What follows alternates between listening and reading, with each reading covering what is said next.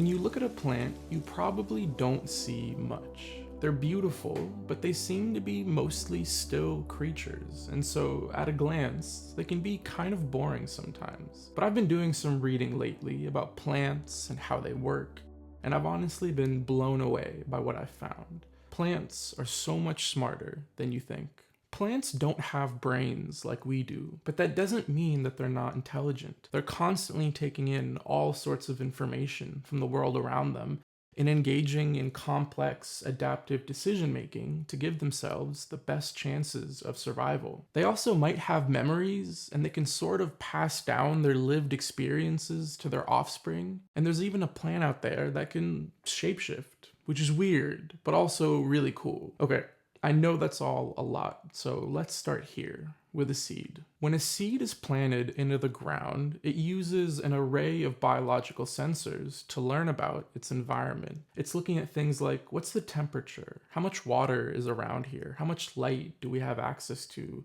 And what kind of nutrients are in the soil? And based on all of that information, the seed decides whether it should start growing now or whether it should wait a bit for conditions to improve. And that alone, honestly, I think is pretty spectacular. That something so small has the ability to take into account all these different factors when it makes decisions for itself. But that's not all, and in my opinion, that's not even the most impressive thing going on here. In addition to these environmental signals that seeds rely on to survive, some plants also undergo something called preconditioning, which basically means that some plants can use the lived experiences of their mothers to better adapt to their circumstances. Here's how it works. As they go through life, maternal plants can take in information about their surroundings and pass on imprints of those conditions to their offspring to better prepare them for survival, or in other words, to precondition them to the environments that they'll be living in. The information being passed down here has to do with all the stuff that's essential to survival for plants, like light levels, carbon dioxide levels, and water, among many other things. And that information is passed down by the mother plant altering the gene expression of its offspring to give it new traits that will allow it to survive in any unfavorable conditions that it's likely to experience. Could be drought or low light or anything else. The ability to communicate like this across generations is so useful from an evolutionary standpoint because most of the time, plants and their offspring spend their lives in the same general area. So it's almost like a parent giving their kid an instruction manual and a couple of tools while saying, here's a head start on how not to die in the world you're going to be brought into. This phenomenon has been shown in a few different studies, but here's an interesting one that I came across. In this paper, scientists were looking at a few different things, but to paraphrase, they took two groups of American bellflower seeds and planted them in two separate locations. They planted the first group in a light environment that matched with what their mothers were grown in, and they planted the second group in a light environment that was mismatched from what their mothers were grown in. The researchers saw that most of the time, when plants were grown in the same environment as the maternal generation that came before, they experienced greater rates of germination and early life survival when compared to individuals in mismatched environments. But what's also really cool here is that those individuals in mismatched environments that didn't perform as well were still able to pass on adaptations to their offspring to help them fully recover their fitness in this new, unfamiliar place, all within a single generation. Alright, let's step back for a second and unpack this. Plants are stationary creatures.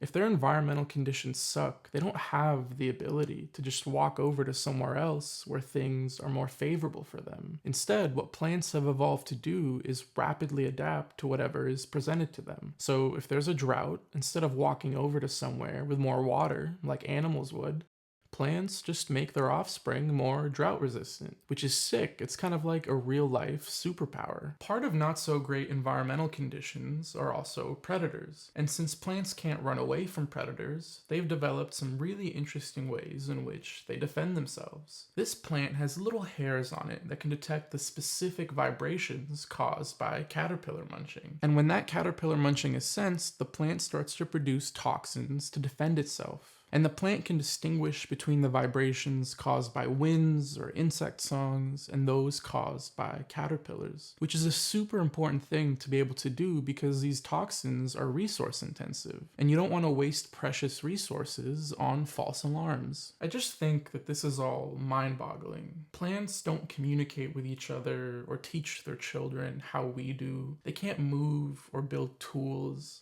but they're still so amazingly sophisticated in their own ways, which I think is beautiful to notice. The last thing I want to cover in this video is that shapeshifting plant I mentioned earlier. But shapeshifting isn't really a scientific term. Scientists instead use the phrase plant mimicry. There's a specific species of climbing vine that's native to South America, and what's special about this vine is that as it climbs onto other plants, it produces leaves that mimic those of the host that it's climbing on. Just check out these photos. In each of these photos, the vine is producing leaves that perfectly mimic the characteristics of its host leaves. The vine is mimicking color, shape, orientation, size, and stem length. This plant is the only species, as far as we know, that has the ability to do this kind of mimicry. But scientists are pretty stumped as to how this mechanism actually works within the plant. Some researchers hypothesize that this vine has some sort of rudimentary eye-like mechanisms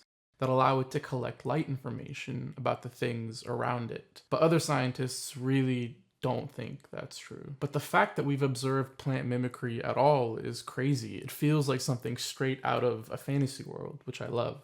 Alright, those are all of the plant facts that I have for you today. But I kind of struggled with the last part of this script. Usually, I try to wrap these things up with some sort of final message. Something that tells you why you should care about how seeds survive, or that scientists are fighting about plants maybe having eyes, but I couldn't come up with anything this time, at least not with anything good. As I was trying to write, I remembered this old John Green piece from the Anthropocene Reviewed, where he talks about how his mind sometimes plays this game called What's Even the Point? And it's definitely something that I struggle with too. I get into this place where for weeks at a time, I get stuck in these spirals about these questions, and it becomes hard to do or feel anything else, which it just sucks, and it's something that I haven't figured out a way to fully deal with, and I don't know if I ever will. But in that piece, John talks about walking through a forested park with his children, and he mentions how on that walk, his 9-year-old pointed out 2 squirrels racing up this huge sycamore tree. He notes that the tree's white bark was peeling in patches, that its leaves were bigger than dinner plates. And then John found himself thinking about how this tree turned water and dirt and sunshine into wood and bark and leaves. How it turned nothing into a place where squirrels play.